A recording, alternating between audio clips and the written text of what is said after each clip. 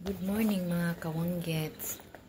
Ngayong umaga ay magbibigay ako ng idea or tips kung tayo ay magta-travel ng malayo-layong lugar, no?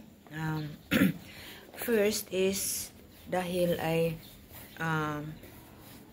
nagta-travel ako, no? Minsan ay nasa malapit lang naman, mga halimbawa, Cebu, Mindanao, or Manila, no? Or Iloilo, or Bacolod, something. Tapos magstay ako ng isang gabi, or dalawang gabi. Siyempre, mayroon tayong mga dadalhin. First is toiletries, no? Itong lalagyan. Merong hand soap. Made in human nature, you know?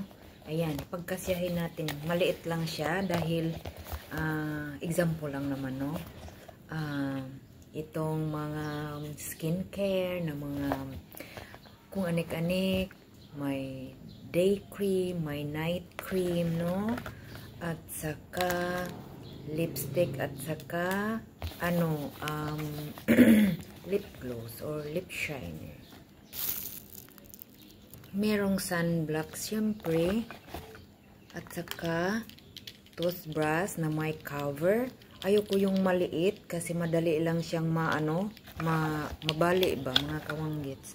Tapos dapat merong maliit na toothpaste, no? At saka ipit.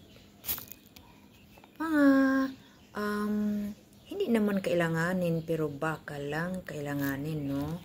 At saka ito.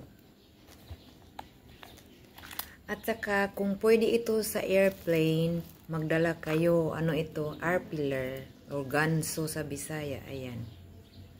Magdala ako ng 3. Halimbawa, kung hindi naman pwede, itapon nyo na. At saka hairpins. At saka paglalagyan ng mga listahan ng mga utang at ballpen. At saka itong pang-massage baka sa sakit ang aking tuhod mga kawanggets. At saka cotton para pang mga kawanggets. Isalin nyo na itong dental floss. Yan. Baka may mga kiki na sa ngipin natin mga kawanggets, no? At saka medicine kit.